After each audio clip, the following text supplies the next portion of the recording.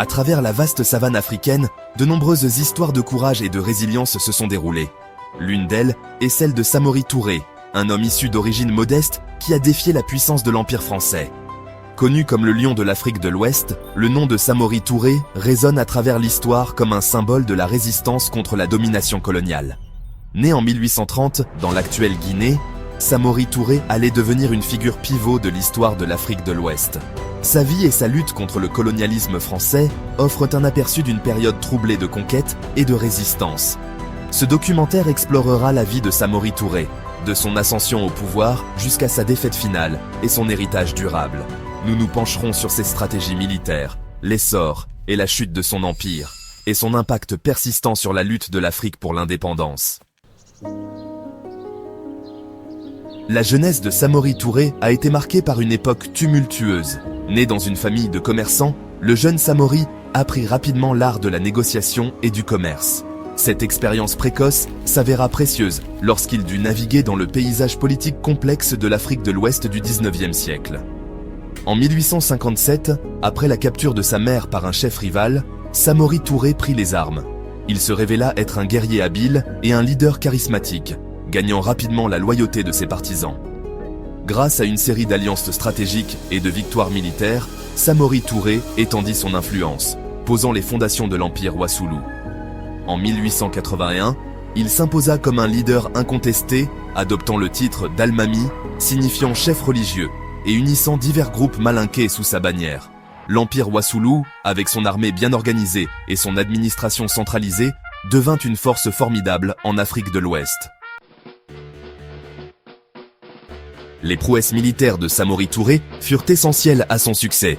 Il comprit l'importance des armes et des tactiques modernes, équipant son armée de fusils et d'artillerie européens. Il mit également en œuvre des stratégies militaires innovantes, notamment la guérilla, qui s'avéra très efficace contre les Français. L'une de ces tactiques les plus efficaces était la politique de la terre brûlée. Comprenant que les Français dépendaient fortement des ressources locales, les forces de Touré incendièrent les villages et les champs lors de leur retraite, privant l'ennemi de précieuses provisions. Cette tactique, bien que brutale, entrava considérablement l'avancée française et démontra la perspicacité stratégique de Touré. Dès le début des années 1880, ses forces affrontèrent tôt l'armée coloniale française en pleine expansion. Les troupes de Samori Touré, réputées pour leur discipline et leur efficacité, infligèrent plusieurs défaites aux Français, remportant des victoires clés lors de la bataille de Woyo-Wayanko en 1882 et de la bataille de Bissandougou en 1887. Ces victoires consolidèrent sa réputation d'adversaire redoutable et de symbole de la résistance contre l'impérialisme européen. Malgré ses succès militaires, Samori Touré fit face à un ennemi de plus en plus puissant et déterminé. Les Français, résolus à coloniser l'Afrique de l'Ouest, investirent davantage de ressources et d'hommes dans leur campagne contre lui. Au début des années 1890, le vent commença à tourner pour Samori Touré. Les Français employèrent une combinaison de forces militaires, de diplomatie et d'intrigues pour affaiblir son empire. Ils exploitèrent les rivalités entre groupes ethniques, forgèrent des alliances avec les ennemis de Touré et grignotèrent progressivement les frontières de son empire. En 1891, les Français lancèrent une offensive majeure qui mena à la prise de sa capitale, Bissandougou. Malgré ce revers, Samori Touré continua de résister. Il adopta des tactiques de guérilla, échappant aux Français et lançant des attaques surprises. Cependant, les chances étaient contre lui.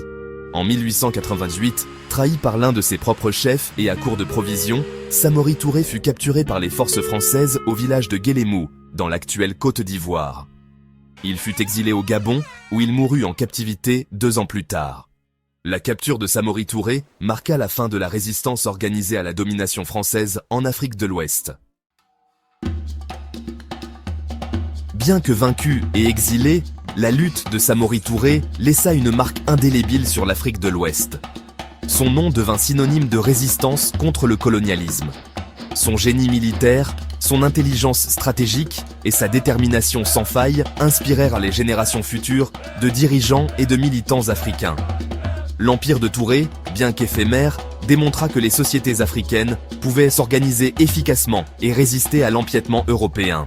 Son histoire servit de rappel que le colonialisme n'était pas inévitable et que la résistance, même face à des obstacles insurmontables, était possible. La vie de Samori Touré fut un témoignage de courage, de leadership et de lutte pour la liberté. Il était un guerrier habile, un diplomate avisé et un leader visionnaire qui unit une région diversifiée contre un ennemi commun. Bien que son empire ait finalement chuté, son héritage continue d'inspirer. L'histoire de Samori Touré nous rappelle le coût humain du colonialisme et l'importance de résister à l'oppression sous toutes ses formes. Son nom restera à jamais gravé dans les annales de l'histoire africaine comme un symbole de résistance, de résilience et de l'esprit indomptable d'un peuple déterminé à être libre. D'un continent à l'autre, nos voix s'unissent pour créer une symphonie puissante. De New York à Paris, de Dakar à Montréal, chaque histoire est unique. De la diaspora, c'est votre plateforme pour partager vos défis, vos victoires, vos rêves. Ensemble, nous inspirons. Ensemble, nous grandissons. Rejoignez-nous sur Facebook et YouTube. Voix de la diaspora. Partagez votre histoire via WhatsApp au +1 917 280 02 47. Votre voix compte. Votre histoire inspire. Voix de la diaspora. Ensemble, tissons notre avenir.